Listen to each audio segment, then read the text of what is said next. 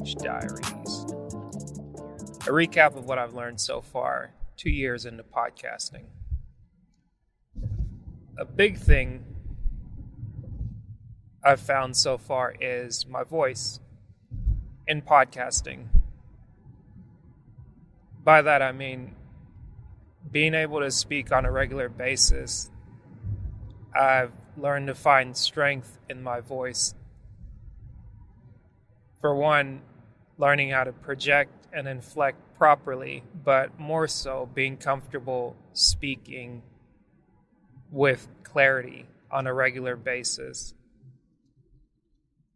A lot of times, or at least for me thinking back, when I first started the podcast or just getting used to speaking out loud around people, I seem to have this hesitation or this nervousness to me, a bit of unsurety. But the more and more I find myself getting into the practice and the habit of recording a podcast or just jotting down my thoughts, whether they be journaling on a daily basis, weekly, monthly, it's like the more I do this every week, it's building the muscle.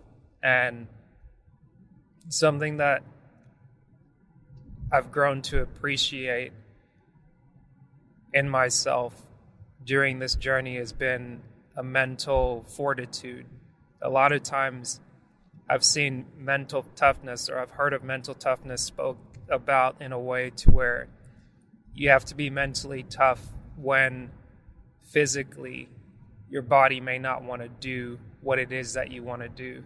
But in this season of my life, I'm learning that from a holistic perspective, being mentally tough means being able to express emotion and being able to fully be who I am in the times that where I find myself, whether I'm working, whether I'm communicating with family, friends, coworkers, whatever the conversation calls for. And through a lot of the experiences that I've had that I've been able to share, the more I share them, I know I may repeat myself, but now that I'm aware of what I'm attempting to say, I can take my time and properly pause and not feel as if I've got to have it all together, but being able to take a moment, let the space breathe, let my mind breathe for a minute. I'm okay not having all the answers, but I'm excited about this next step in the journey.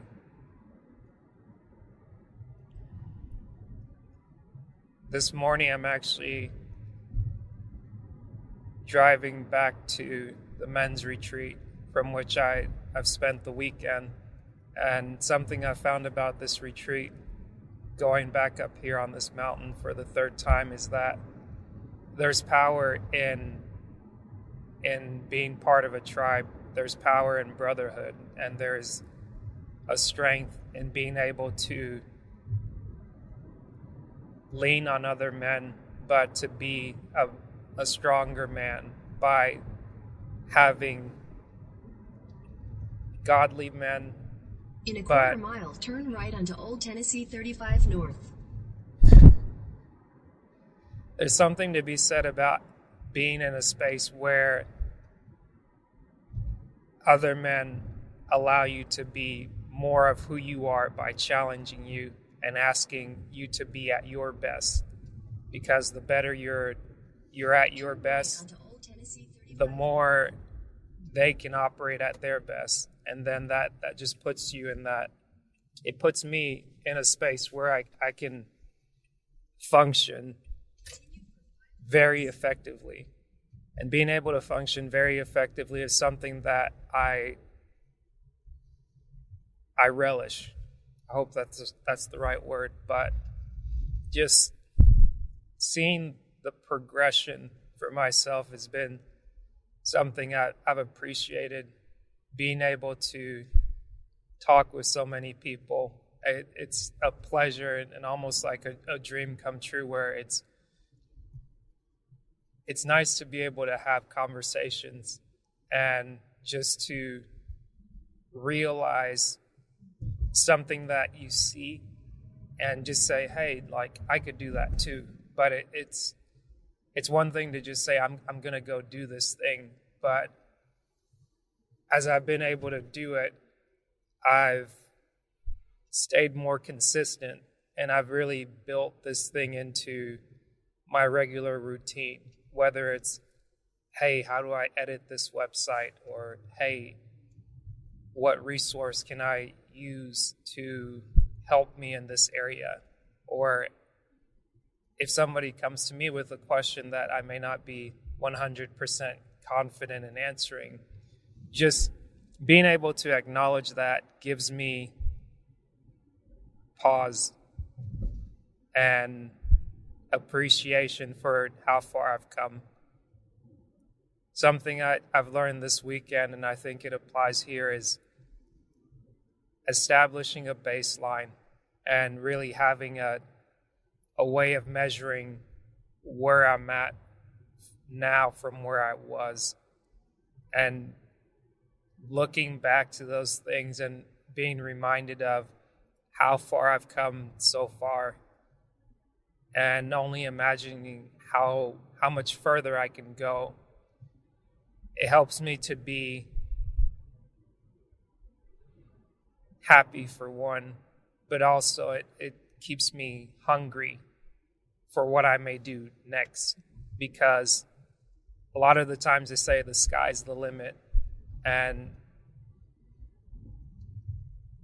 the only things that keep us where we are may be our limitations, whether they be geographical, financial, social, political.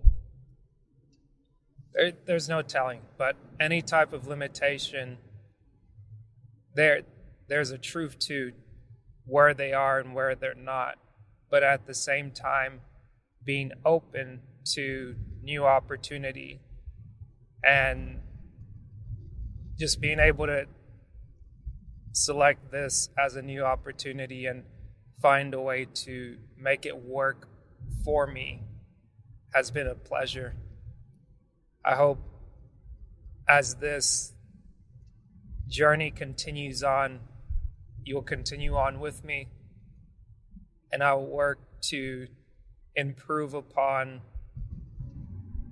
what we have, what we're building, and where we're going, with the dream to always highlight the every person. Some people may say regular, some people may say Joe Blow, some people may say, hey, this is my superhero, this is the person, these are the people that matter to me in my life. But as I leave you today, I say, keep an eye out for the people in your life that make a difference. And if you can't find those people, reconsider the people that you've met in your life, whether they be family, friends, co-workers, influencers, whoever it is that you've resonated with, or whoever it is that you maybe didn't get along with. Challenge your thinking and having a conversation with that person, not with the agenda to get something necessarily out of the conversation, but to genuinely have a conversation to communicate with another human and just give them a moment of your time to let them know that you care, and be open to receive that same gift from someone else. I hope this was informative to you, and we'll continue on maybe for part 3 at a later date. Thank you for listening. Tchoua signing off. Take care and be blessed.